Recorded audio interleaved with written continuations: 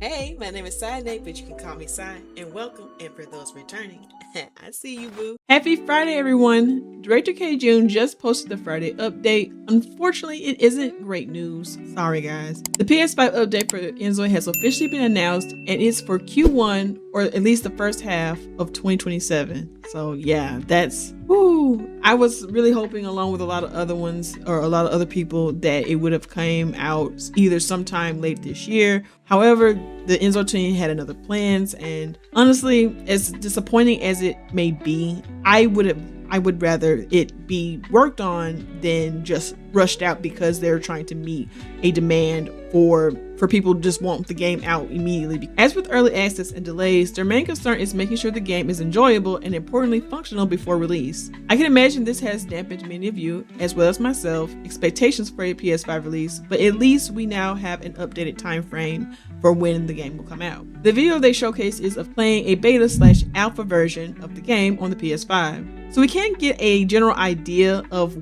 how it looks, and so far it looks pretty good. Again, that could be very much different in a different scenario where another person's PS5 experience may be completely different from what they're showing. So it's a good thing that they're holding back to make sure that they get everything, especially for all the different systems that they're trying to implement, and just making sure that the game is functioning correctly and more fluidly so people aren't having a lot of issues. And I will say that maybe they're doing this specifically, again, because of how much people have been burnt with games that were not fully fleshed out before being put on the PS5, and they're having to go back in and redo systems. And it would be probably very, what's the word I'm looking for? Not necessarily jarring, but just difficult, and just putting a lot more pressure on the team to get it right on the PS5 version if they put the PS5 version out while they're trying to work on the PC version of the game, and they're having to put in these new systems and things like that, and they come up with these different bugs that they have to then work out. Then they have to do it for PlayStation. So again, and especially with the rate of how they update the game. So I can imagine that this is probably something that they had to take a long time to consider, and then just, work their way around that. Like, I'm not gonna say like I know what's going on with the inZOI team and what they're doing, but I do understand the need to step back and assess if something is going to break your team or uplift them. And I'm pretty sure it's probably going to break them if they put the PS5 version out, and because they already doing the Mac as well, so they're doing PC and Mac, and putting out a PS5 version where they are not even like sure whether or not it's going to, it's like a litany of bugs. I understand the step back. Does that mean I'm not disappointed? No, I'm disappointed, but I understand the reasoning behind it, if that makes sense. And here I'll just read you his concerns and the reason why they delayed and things like that. Hello everyone. This week I'd like to finally begin the long-awaited discussion about inZOI's console development. It's been a long journey getting here to share more details about our direction, what we hope to achieve, and most importantly, a much clearer timeline for when you can expect inZOI on PlayStation 5. I'll start with that first before explaining why we just adjusted our previous schedule. We're currently planning to release inZOI for PlayStation 5 in the first half of 2027. For the PC version, we released the game in early access before it was considered complete. We chose this approach intentionally so we could receive direct feedback from players throughout development, improve the game based on that feedback, and continue repeating that cycle together with the community. That process has been incredibly valuable in helping us build the foundation of inZOI. Originally, we hoped to follow a similar approach for the console version.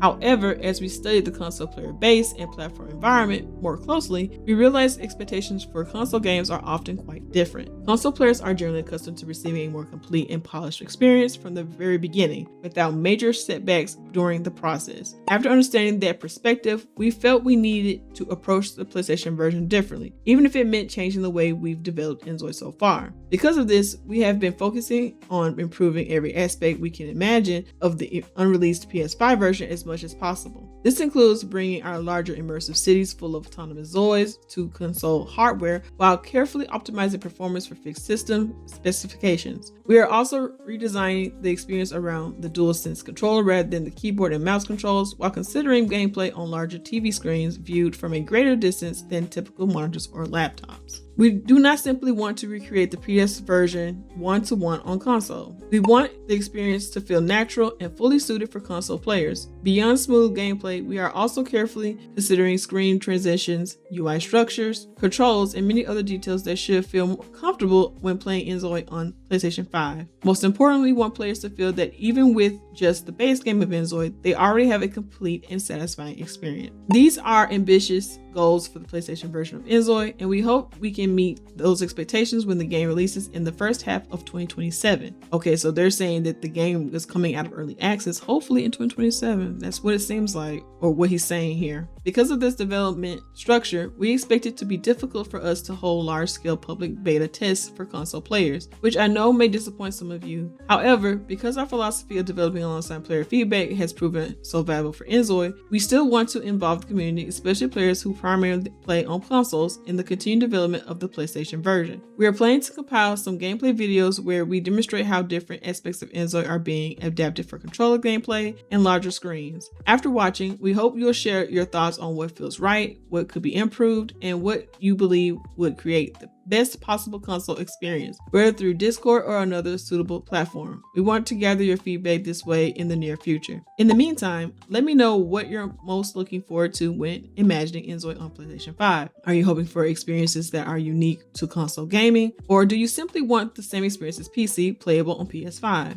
What matters most to you when playing games on console? Write down your thoughts in the comments. We'll be reading your feedback and apply it where we can throughout the development. Then we'll continue this discussion when we share that development video with all of you. We thank you sincerely for your patience while waiting for the console release of inZOI. We will continue working hard to create an experience that feels meaningful, polished, and truly enjoyable from the perspective of a console player. I hope everyone has a wonderful weekend, and I'll see you again in my replies next week. Kjun.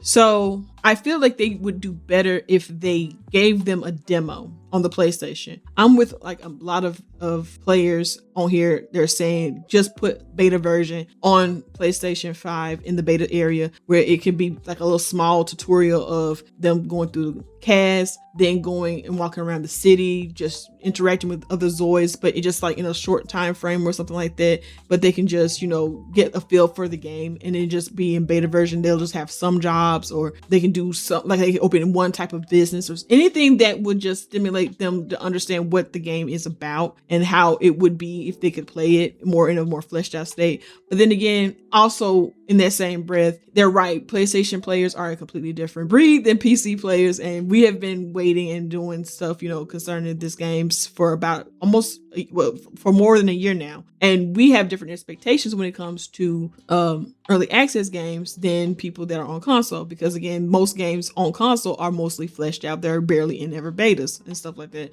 So I definitely understand where they're coming from that. But PlayStation does have an area for betas, and if they do decide to like put together a tutorial demo, that would be good, or do just the CAS demo, which would be also really good, because then they'll give PlayStation players a first introduction to what CAS would be like for them. So we'll just have to see what they decide to do, especially based off of the community's feedback. But yeah.